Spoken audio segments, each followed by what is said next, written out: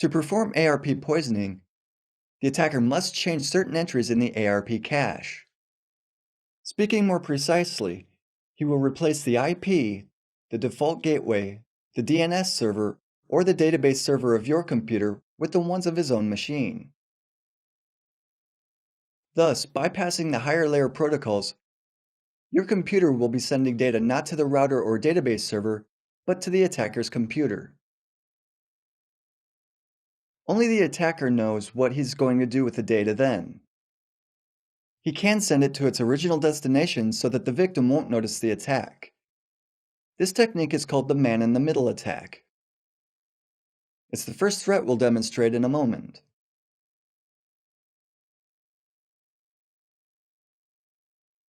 Before we do that, however, it's advisable that we briefly discuss how the 802.1x standard helps secure the link layer. The standard defines methods of medium access control. Usually, it's associated with wireless networks, but it does apply to wired networks as well.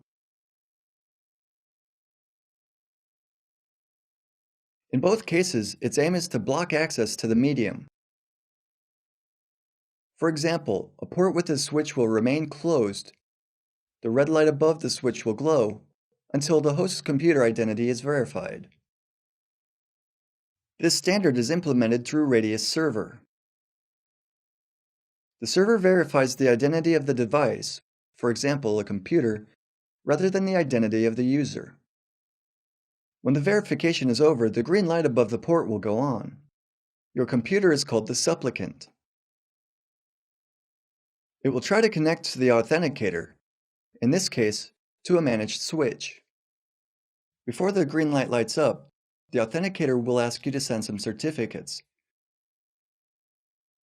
More specifically, the EAP protocol, which we'll discuss later on.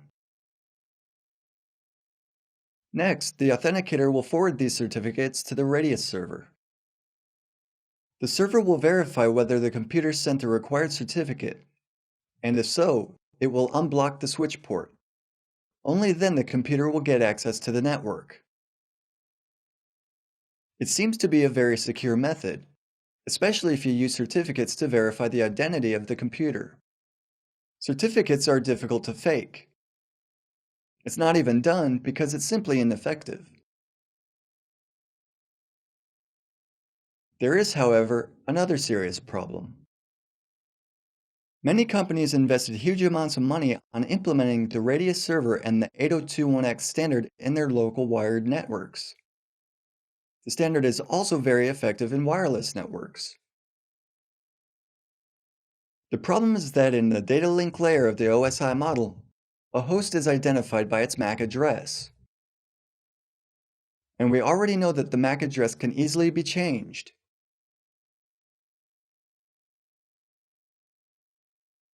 To connect to a company network secured in the way we've just described, the attacker must first wait for one of the computers to authenticate, which will be signaled by a green light above the port that's just open. Then the attacker must disconnect the user from the port and connect his own hub instead. The hub will broadcast all packets passing through it to all switch ports. It thus becomes a kind of signal multiplexer. Next, the attacker must connect the user's computer to the hub so it will still be part of the network. The user, unaware of all of this, is able to use the network normally. If the attacker connects his computer to the hub, he'll be able to intercept the client's communication with the whole network. The attacker can do much more than simply intercept network traffic. He can also obtain the client's computer MAC address. In the second layer of the OSI model, MAC addresses are not encrypted.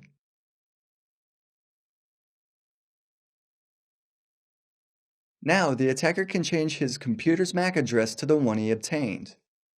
If the attacker's computer MAC address is the same as the victim's, but the machines have different IP addresses, the attacker will gain access to the UDP protocol and the TCP protocol as well. The victim's firewall is almost always active. Without elaborating on a subject that's yet to be introduced, Let's just mention that the TCP protocol is a delivery protocol.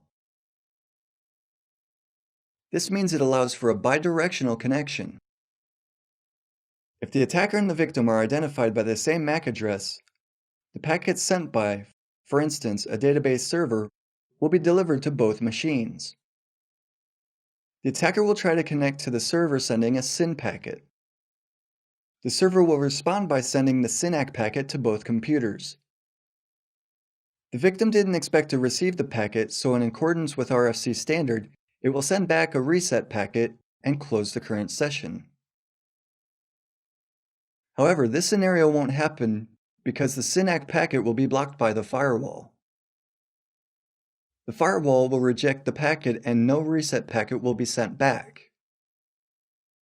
Now the attacker is connected to the open port after the port-based user authentication took place. This allows him to intercept all traffic directed to the client and connect to the servers behind the switch. The attacker achieved that by spoofing the victim's MAC address. This in turn means that it only takes a hub worth about $15 to defeat a complex security infrastructure of the Radius server, certification server, and such. As we know from one of the previous lectures, it's a perfect example of an ineffective security policy.